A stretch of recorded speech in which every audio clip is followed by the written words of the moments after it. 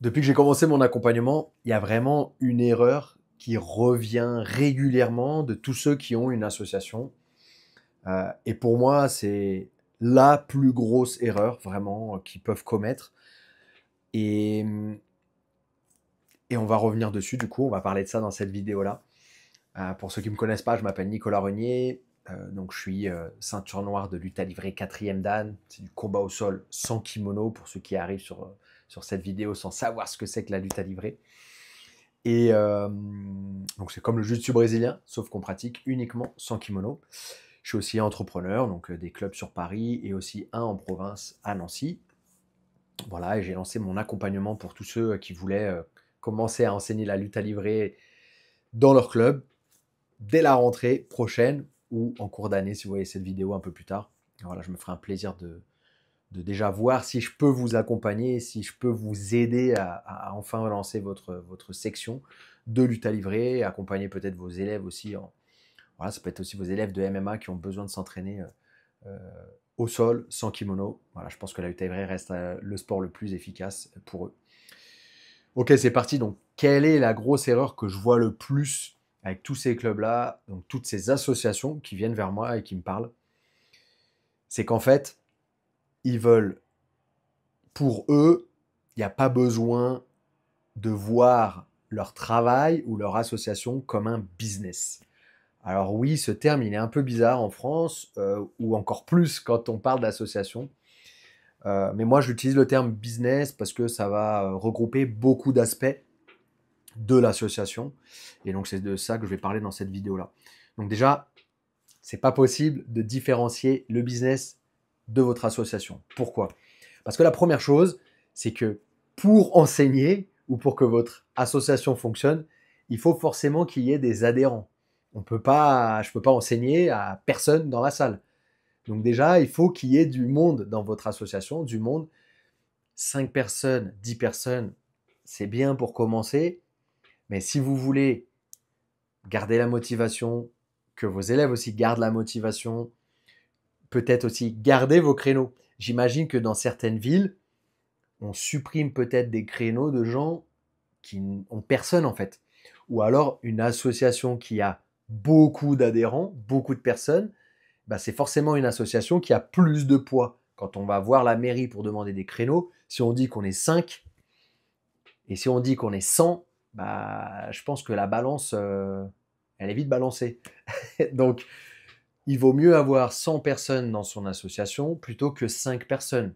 On est d'accord. Donc, pour avoir du monde dans son association, il faut avoir des stratégies d'acquisition client, de maintien, de ce qu'ils disent en anglais, c'est le churn, donc c'est comment maintenir les élèves motivés dans votre club.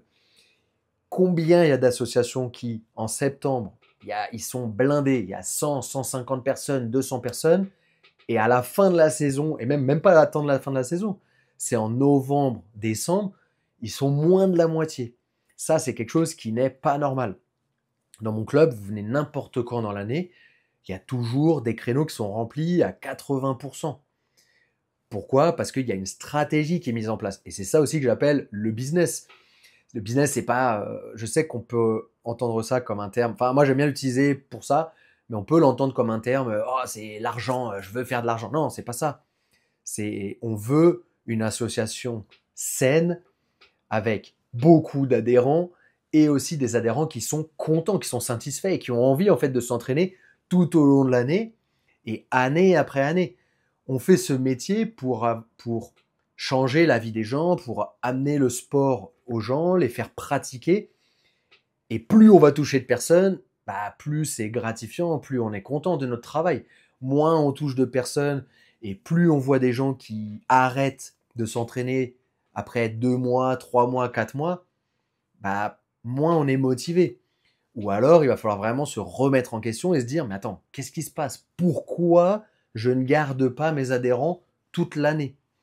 Ça, c'est vraiment un vrai problème des associations, mais parce que en fait, en fait, comme les gens qui tiennent l'association, en général, ne dépendent pas de ceux-là pour payer leurs factures, en fait, ils sont jamais dos au mur.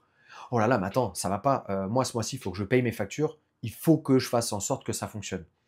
En fait, c'est ça qui fait qu'un club, ou c'est ça qui a fait que moi, NR Fight, ça a marché. Parce qu'il y a eu un moment, je me suis dit, non, mais attends, je suis dans le club toute la journée, du lundi au vendredi, des fois même le samedi.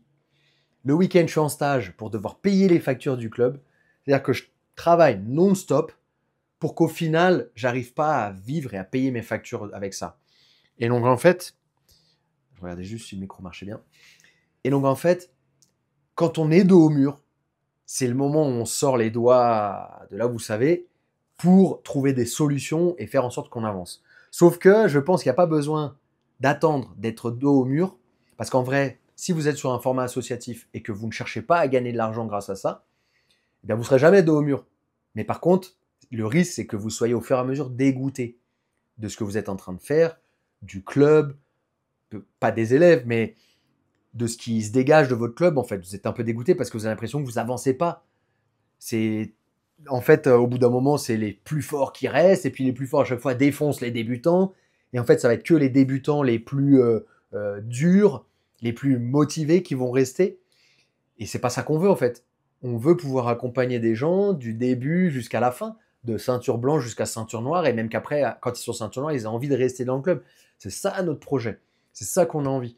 Et en fait, trop souvent, comme les gens qui gèrent l'association ne dépendent pas de ça pour payer leurs factures, eh bien, ils ne voient pas ça comme un business. Mais en fait, s'ils voyaient ça comme un business en mode, attends, il faut que ça marche, sinon je ne pourrais pas vivre, eh bien, leur mentalité serait différente et ils arriveraient à faire fonctionner beaucoup mieux leur association. Donc, le système associatif en France, c'est super. Sauf qu'il y a forcément des bons points, des bons côtés, des bons points, et des mauvais points, des mauvais côtés. Et ça, c'est l'un des mauvais côtés, c'est que comme les gens qui tiennent les associations en général, pas tout le monde, mais ne dépendent pas de ça pour gagner leur vie, eh bien en fait, ils gèrent ça un petit peu à l'arrache. En fait, c'est la réalité, ils gèrent ça à l'arrache. En début d'année, les papiers, remplissez-moi ce formulaire et revenez avec 10 chèques de 10 euros pour payer votre cotisation. Ah, ouais, mais non, mais je pourrais pas. Bref, je peux payer en 25 fois. Ouais, bon, bah ok, c'est pas grave. Ah, et puis moi, j'ai pas trop d'argent. Est-ce que c'est possible? En fait, encore une fois, comme j'en ai parlé dans une autre vidéo, si donc déjà le gérant, donc celui qui gère l'association, ne dépend pas de ça et qui prend pas ça vraiment au sérieux en mode attends, il faut que ça fonctionne, il faut que j'y arrive, il faut que je propose un produit de qualité, un service de qualité, il faut quand même que je mette un prix en face, que mes élèves vont donner de la valeur à ce que je vais leur donner. Vous verrez, moi combien de fois j'ai été déçu ou dégoûté de voir des élèves, peut-être à qui à l'époque je faisais un tarif ou même des fois des abonnements gratuits, les voir aller après dans un autre club, payer cher, acheter la tenue, aller après s'acheter des tennis, des Nike à 200 euros, un iPhone 7, bref, le mec, moi je suis en train de lui donner de l'or et quelque chose qui va le changer, lui personnellement, physiquement, etc. Et peut-être même lui apporter un travail après, parce que être ceinture noire dans un sport, c'est si on veut, on peut l'enseigner. On peut l'enseigner, c'est un travail en fait. C'est une certification qu'on donne à quelqu'un, et cette personne-là, elle va aller n'importe où dans le monde, elle peut donner des cours. Après, il suffit juste d'être euh, en adéquation, c'est pas en adéquation, mais en accord ou en avoir le droit en fait légalement d'enseigner. Donc après, en fonction des pays ou en fonction, en France, il faudra un diplôme d'État pour en plus de ça en parallèle. Donc il faut la légitimité et il faut en parallèle un diplôme d'État pour pouvoir enseigner légalement, avoir le droit d'être rémunéré euh, contre votre enseignement. Donc c'est pas rien. Je propose ça aux élèves, c'est-à-dire un encadrement de A à Z, et quand ils sont ceinture noire, ils peuvent enseigner. En plus de ça, moi, avec ma certification, je peux les aider à un petit peu brûler des étapes parce qu'on va aller droit au but, on va aller à l'essentiel.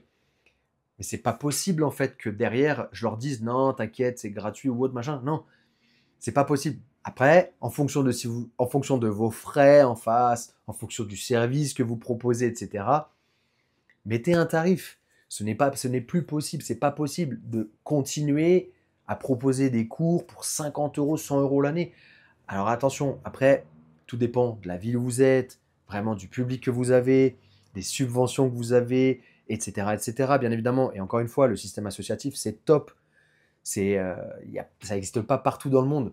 Donc, mais derrière, il faut qu'on arrive à donner de la valeur à ce qu'on est en train de donner. En fait, il faut que les élèves, ils arrivent à comprendre que c'est magnifique et c'est pas juste oh, j'ai rien eu à payer, c'est bon. Ah, par contre, là-bas, je vais aller payer 100 euros et je vais pouvoir m'entraîner. Ça doit être mieux. Vous voyez ce que je veux dire? Et vous le savez très bien. Vous l'avez déjà vu. Vous l'avez déjà entendu. C'est la réalité du terrain. C'est magnifique de pouvoir proposer de s'entraîner pour quasiment rien. C'est super. Mais la réalité du terrain, c'est que l'élève ne donnera pas de valeur s'il n'a pas payé un certain montant pour pouvoir accéder au cours. Et ça, c'est la réalité. Du coup, c'est à vous de voir comment vous voulez faire, quel genre d'association vous voulez avoir.